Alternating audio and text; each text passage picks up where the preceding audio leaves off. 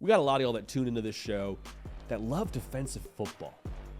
I'm not talking about emotionally getting defensive. I'm talking about you turn on the TV on a Saturday, you see a strip sack, you see forced fumbles, you see knocking someone's block off over the middle, you see goal line stands, and we love that, and you love that. We love all college football, but for all the folks that are fans of the linebackers wearing neck rolls, this segment's for you. Who are the most dangerous defenses in college football? We already did a segment on the offenses previously. We tried to do the segment for y'all live on Thursday. Technology said no. So we're going to keep on pushing on. We control our attitude. We control our effort. And our effort right now is about to bring y'all the best defenses in college football, starting with Nebraska. Now, Nebraska can be very quick to push back and say, well, they haven't made a bowl game since Nam. I hear what you're saying.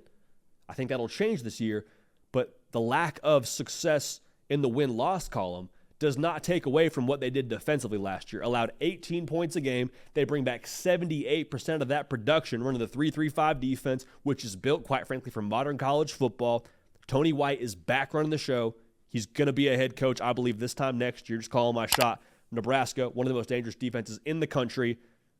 Book it. Staying in the Big Ten. Golly. Getting choked up about it. Just the defense, man. It gets me fired up. Staying in the Big Ten. Ohio State brings back everyone and their mama, and they bring over Caleb Downs, who's the number one player. Not the best safety, not the best defensive player, the best player from the transfer portal. Freshman All-American from Alabama. They're going to be nasty. They have another year in the system with Jim Knowles running the show there defensively for them. The reason why that's important, Jim Knowles, man, he's a mad scientist when it comes to running defensive football. Like, the rules within his defense are just counterintuitive. They don't make sense. They take a while to get your feet underneath you, and that's, great once you get comfortable. But the first year for Ohio State, they were conversational in that language. Going into year 3, they're fluent. Like, they're not thinking about the check they have to make. They're not thinking about the drop they have to make. They know it like the back of their hand, and they allowed 11.6 points a game last year. I expect them to improve in 2024. Will we see it in that stat? I don't know, but there's no way around it. Ohio State going to be a problem in the college football. I was going to say Big Ten, but just the college football landscape, they're going to be a problem. So book it. Ohio State, one of the most dangerous defenses without a question. I'll also add that JT Tuimoloau and Jack Sawyer are about to eat lunches in 2024. A lot of Big Ten teams on this list, man. Oregon, another year with a lot of the same freak shows up front. Mateo Uiagalelei, second Uiagalelei reference throughout this show. Jordan Birch, who transferred from South Carolina a year ago. He's back for another year. This is a team with 70% of the production back that allowed 17 points a game. And oh, by the way, you got to the portal and added a former rival of yours in lockdown corner Jabbar Muhammad. Now, the reason why that's important is Oregon last year, they were good defensively on the back end, but I think having a lockdown corner where you can just put them on an island, not worry about it, not worry about getting exposed, and let those front seven go and eat and go and hunt and be aggressive and have confidence that your guys on the back end got your back in Jabbar Muhammad, like, that is massive for a defensive coordinator to know that and to be able to call a defense that way. Tosh Lupoi is going to, I believe, even improve on what he did last year. The thing with this, too, this is Dan Lanning's baby. Dan Lanning's a defensive guy. The defensive side of the football is where he's from, from a coaching tree standpoint. Oregon's going to be a force in the Big Ten. The defense is going to be a big part of that. Now, a couple of sneakier ones for you I want to give you here really quick. Oklahoma, their first year in the SEC, they bring 79% of the production from last year back. Say what you want about the offense and Jackson Arnold. I don't think that Oklahoma defensively will have any problem acclimating in the trenches. The other part of this, Brent Venables is slowly but surely acquiring the infinity stones he needs to operate his defense how he wants to. Like PJ Adebawore is going to have another year to cycle up.